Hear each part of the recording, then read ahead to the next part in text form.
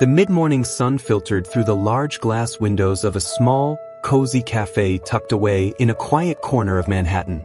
The cafe, with its aroma of freshly brewed coffee and warm pastries, was a haven for those seeking a break from the city's bustling pace. It was here that Barron Trump, now a tall and unassuming young man of 18, found himself on an otherwise ordinary Thursday.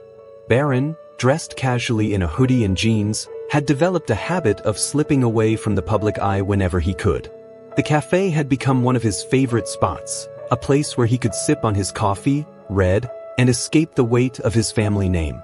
He had always preferred to keep a low profile, finding solace in moments where he was just another face in the crowd. As he took a seat near the window, his attention was drawn to a man sitting a few tables away. The man appeared to be in his late 50s, his unkempt beard and weathered clothing a stark contrast to the polished patrons surrounding him. He had a small cup of black coffee in front of him, but nothing else. Barron noticed the way he glanced longingly at the pastries on display, his hands fidgeting nervously on the table. Something about the man tugged at Barron's heart. He had grown up in immense privilege, but his parents had always instilled in him a sense of responsibility toward others. Without giving it too much thought, Barron stood, walked to the counter, and ordered a sandwich, a pastry, and another cup of coffee. Balancing the tray, he approached the man. "Excuse me," Barron said softly, setting the tray down on the man's table. "I thought you might like something to eat." The man looked up, startled. His blue eyes, though weary, held a glimmer of gratitude. "Are you sure?" he asked, his voice raspy. "Of course," Barron replied with a kind smile. "It's no trouble." The man hesitated before nodding. "Thank you. This means a lot." Barron slid into the chair across from him. "I hope you don't mind me joining you." The man shook his head, taking a tentative bite of the sandwich. For a moment, they sat in silence. "I'm sorry you went through that," Barron said sincerely. "But you're still here. That means you haven't given up." Michael chuckled bitterly.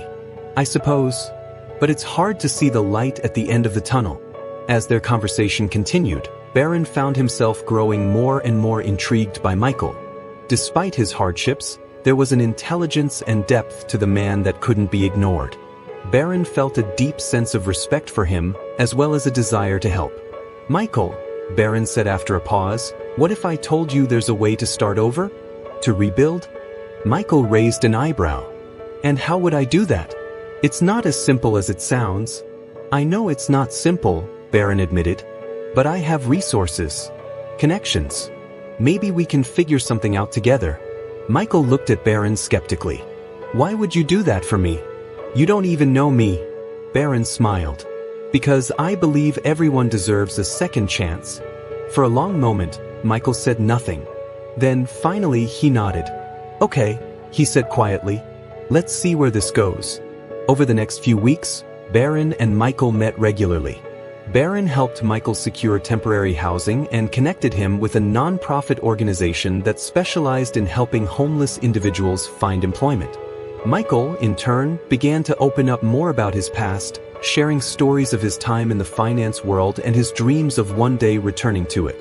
One afternoon, as they sat in the same cafe where they had first met, Michael leaned across the table, his eyes alight with excitement. "Barron," he said, "I have an idea." "What's that?" Barron asked, intrigued. Michael pulled out a worn notebook and began sketching out a plan. It was an idea for a financial literacy program aimed at helping low-income individuals manage their money and build savings.